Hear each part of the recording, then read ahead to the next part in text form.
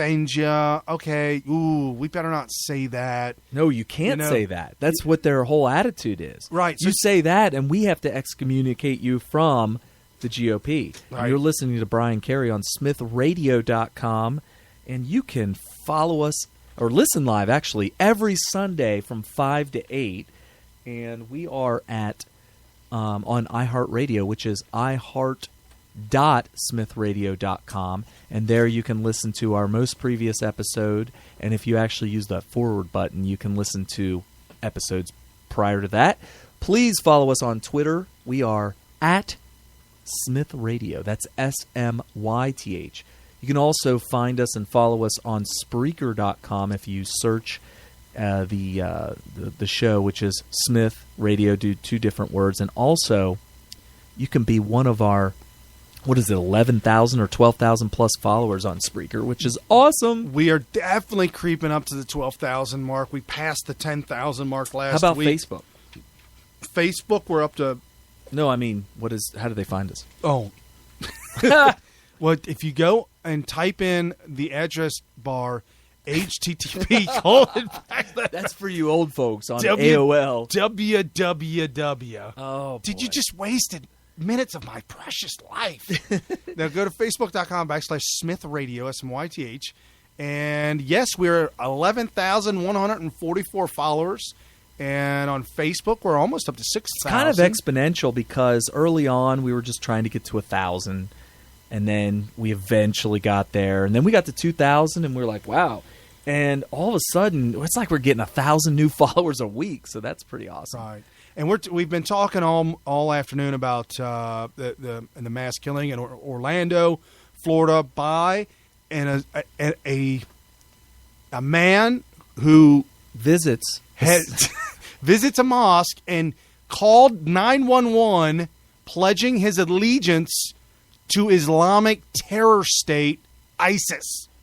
He said, "I pledge my allegiance to ISIS." Oh, that's something else that was coming out in the news. You got to keep your eye on the news and what they're saying. They repeatedly said, and it kind of scratched my head every time I heard it, American citizen. They kept referring to this guy as an American citizen. He is, in fact, an American citizen. Hold on. Why on earth would you... when Timothy McVeigh, they didn't refer to him as an American citizen? Well, it's because the question would be asked, is this somebody that came from overseas to attack us? Because everybody knows it's a terrorist. Well, but they kept saying it's an American citizen. No. He pledged his allegiance. Oh, so he's a traitor. To the terrorist state, ISIS. Okay, so that makes him a traitor. Correct. We do need to try people for treason, although it's kind of hard to try a dead person. So in this case, whatever. Yeah. But they did. Did you know that he was investigated by the FBI previously? Yes. They questioned him, but that was about it. There wasn't much other than that. Very interesting. Yeah, so he was on the radar. Something else Trump this week was talking about. Well, not this week, but this week he was, the meme and making Hillary look like a fool and silly. I mean, it's just insane. So today he came out and said that my speech that was going to be for tomorrow, I am shifting gears. I'm shifting from 9th gear to 10th gear while Hillary's trying to find somebody that knows how to shift. What do you do with this clutch? Right. And so Trump says, I'm shifting gears and moving away from Hillary, and I am now focused on national security. Who said this? Trump. Wow. 100%. I am focused on national security. You know why he's focused on it? Because nobody else is. It's one thing to move on. It's one thing to move on from Cruz when you realize you have the primary in the bag. But to move on from Hillary this early in the game? Sorry, Hillary. I got to move on. Yeah, I'm done with this. I'm tired. She should give a concession speech. Already. It's like he walked up to her like Prince did Eddie Murphy. Mm-hmm. Whatever. I'm done. I'm out. I'm not even entertaining this no more. Wow. So She should at least call him and congratulate him on his victory. yes, because that would be appropriate at this point He should in time. just say it. He should say, she called me earlier to congratulate me. Wow. I mean, it wouldn't be honest, but it would be funny as it all would get be, out. dude, it would be so hysterical. Could you imagine? They would say, "Oh, here we go again. Trump's lying," is what they would say. Right. Well, we all know what the joke would be. Well, because that's the only comeback they would have. They wouldn't have. I don't even know if they'd have that. Oh, he's so juvenile. He kind of did something similar. Remember that press conference he came out where he wheeled out all the raw meat? You remember that? It was Trump meat. Trump. Yeah, it was his meat. And he was what? It was his meat. Trump's meat. He wheeled it out on a wheelbarrow. He had to have multiple carts. Just the fact that he had to have a cart at all. Well, he had wine and cheese and Trump wine. But it was like unwrapped pile of meat. And it was raw. Well, but it was there for the eating. Oh, it was like that was dripping. That was his. Blood. That was Trump meat. Yeah, it was his company. But Right. here's the thing: I really don't think the company's still in business. I really think it's over. So him bringing it out was almost dishonest. But we all knew what the joke was. Right. I'll tell you who got the most laughs out of that was Rush Limbaugh. He spent like 10 minutes cracking up about that. He thought it was this hilarious. back when Rush loved Trump? Yeah, this was before the cruise people took him to the woodshed. Right. And it's weird because he never recovered from that.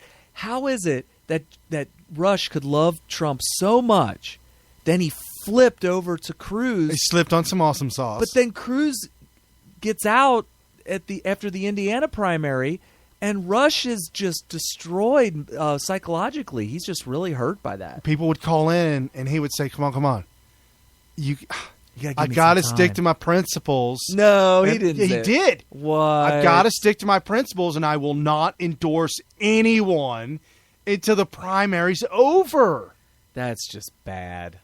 Yeah, What does he think he slipped on the awesome that somebody other than Trump will be nominated? And if so, why would he wait for that to happen?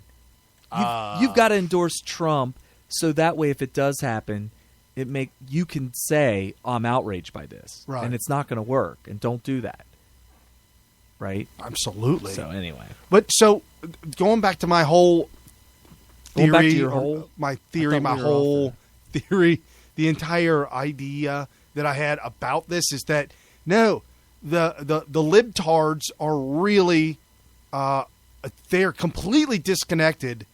The people in D.C. are completely disconnected from their own people that support them.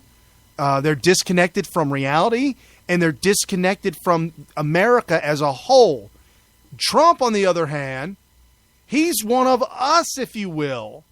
And for them to bash on him this week that he's not a politician, he's not even qualified. He's not qualified to run the country. Look at him.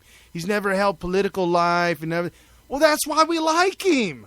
We don't want another politician. You all are liars. it's amazing how incompetent their bashing of Trump, or I should say, their attempts to get people who are supporting Trump to no longer support him. It is completely incompetent because they're going to the same well that caused us to like Trump to begin with. Look at Paul Ryan. Oh, Trying to call everybody racist. This is why we like Trump. We want the wild accusations of racism to stop. right. Oh, absolutely. Oh, we were sick and tired of the racist card being used over and over and over again. And it's like they forgot that's why so many people support him. Okay, so here's the thing that Trump has a memory or a staff that just cannot forget the past. Well, that's good, right? That's excellent. We'll continue to bring it up and up and up again and again.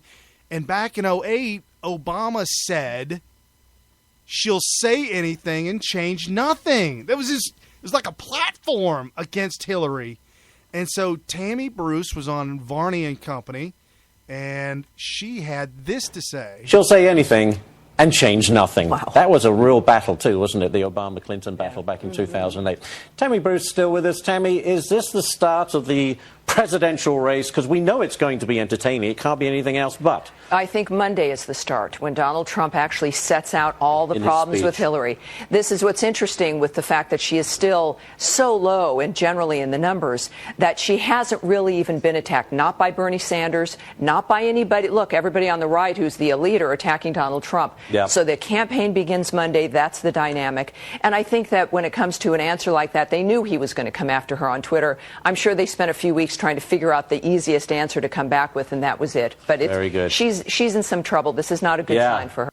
So Tammy Bruce talking about Monday is the start of the general election campaign. Right.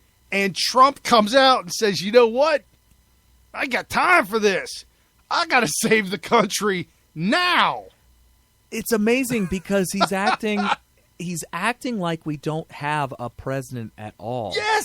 Which is actually effective because it exposes the gaping hole of leadership we have. That is the word that needs to be used for whether you like Trump or not as a person is irrelevant.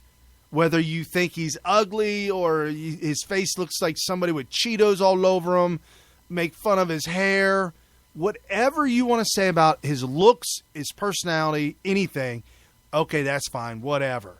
You've got to recognize, you've got to understand that this man is a leader.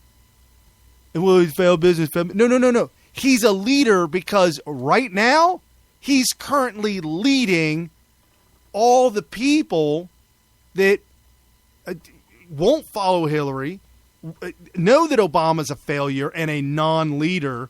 I mean, we played that clip last week of Obama stammering. If Obama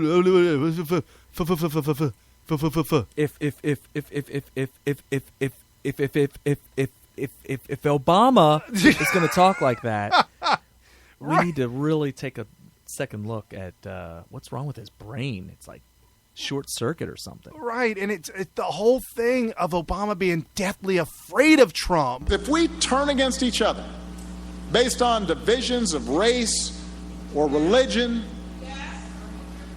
if we fall for, how is that even possible? Dude,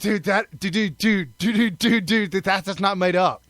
I can't believe that Rush Limbaugh talked extensively about the phenomenon of that intellectual stutter. Oh, which was amazing. I do have that, but it's an amazing piece. Right, but he points out that there's a difference between what has been described as an intellectual stutter and what we just heard out of Obama. Very big difference.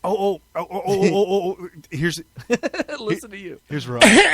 Well, you see, when exploring the proposition that the mating habits of the Australian rabbit, that's the intellectual stammer. Stammer. The intellectual stammer is not. That is so true. Oh, good job, Mr. Producer. He was doing the Porky Pig. Oh, man, it was bad. That's all, folks. But it's like he sped up. He went if. It's like, what are you doing? Is this guy even human? Anyway, okay. My whole point is the reason why Obama went down this road is because just before that speech, he told the world that you need to fear Trump. You need to fear Trump. The world fears Trump. I agree with them, and I fear. I fear. Is he actually scared? Yes. Oh my God. Yes. There's this fear. Leaders don't do that. Leaders don't buckle. Leaders don't break. And yes, he does say what's at the top of his mind. Yes, he does speak his mind. However, folks, think about it real quick.